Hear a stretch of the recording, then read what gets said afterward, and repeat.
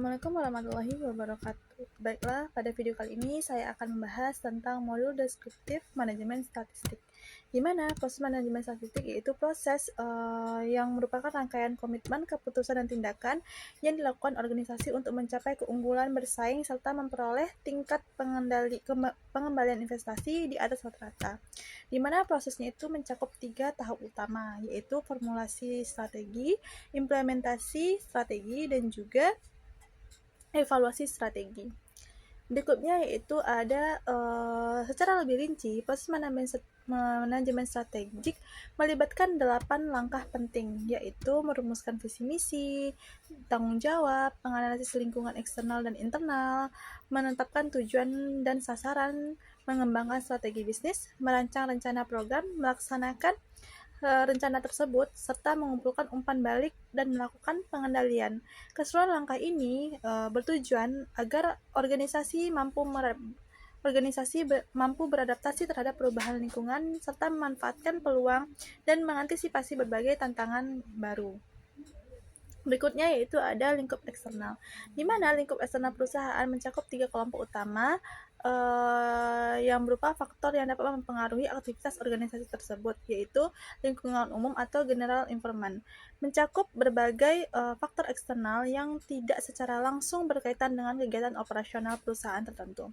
Faktor tersebut meliputi aspek ekonomi, sosial budaya, teknologi, demokratif, politik dan hukum, serta ekologi. Berikutnya yaitu ada lingkungan industri atau industry environment, di mana terdiri atas elemen-elemen yang mempengaruhi tingkat persaingan dalam suatu industri, seperti intensitas kompetensi antar perusahaan, hambatan masuk bagi pendatang baru, serta keberadaan produk pengganti dan juga kekuatan tawar-menawar dari pembeli dan pemasok. Berikutnya yaitu ada lingkungan global yaitu global environment, di mana mencakup faktor-faktor yang berasal dari dinamika internasional seperti perbedaan bahasa, budaya, serta kondisi politik dan ekonomi. Kebijakan pemerintah dan juga tenaga kerja, sumber pembiayaan, riset pasar, dan juga promosi transportasi, komunikasi, serta kerjasama bisnis dan juga berbagai bentuk kontrak internasional. Dalam melakukan analisis terhadap lingkungan eksternal, terdapat 5 kategori utama yang perlu diperhatikan, yaitu ada kekuatan ekonomi, kekuatan sosial budaya, demografi, dan lingkungan, kekuatan politik, pemerintah, dan hukum, serta kekuatan teknologi dan juga kekuatan kompetitif.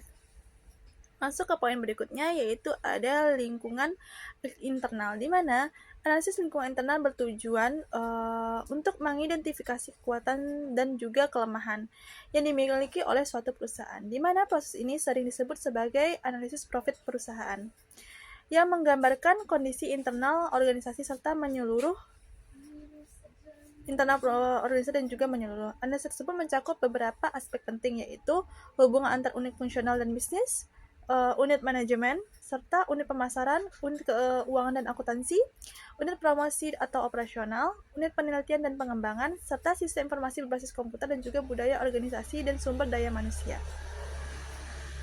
Formulasi strategi merupakan proses merancang dan menyusun strategi yang dimulai dari pengembangan visi dan misi dari organisasi tersebut. Dalam tahapan ini, perusahaan perlu mengidentifikasi peluang dan ancaman dari lingkungan eksternal, serta menentukan kekuatan dan kelemahan dari faktor internal. Berdasarkan hasil identifikasi, perusahaan kemudian menetapkan tujuan jangka panjang, menyusun berbagai alternatif strategi, dan memilih strategi terbaik yang dapat diimplementasikan secara berkelanjutan. Isu-isu penting yang sering muncul dalam tahapan formulasi strategi mencakup beberapa pertanyaan mendasar, di antaranya yaitu jenis usaha apa yang akan dijalankan, bagaimana cara mengalokasikan sumber daya yang tersedia, apakah perusahaan akan memperluas kegiatan operasional atau melakukan diverifikasi, apakah perusahaan akan memasuki pasar internasional atau tetap berfokus pada pasar domestik, serta beberapa pertanyaan-pertanyaan lain yang mencakup dari pertanyaan tersebut. Berikutnya itu ada formulasi strategi, di mana formulasi strategi itu berkaitan dengan visi dan misi tujuan, jangka panjang, investasi, peluang, dan ancaman dari luar, serta kekuatan dan kelemahan dari dalam organisasi tersebut. Implementasi pada dasarnya membuat strategi nasional atau operasional, yaitu suatu tahapan di dalam perusahaan atau organisasi sudah memiliki tujuan, perencanaan, kebijakan, dan juga motivasi karyawan, dan alokasi sumber-sumber sehingga strategi yang telah terformulasi dapat dilaksanakan dalam bentuk tindakan. Strategi yang jelas dan pendukung yang matang mungkin akan bermanfaat jika perusahaan gagal melakukan dengan cermat. Baiklah, sekian video dari saya. Saya akhiri. Assalamualaikum warahmatullahi wabarakatuh.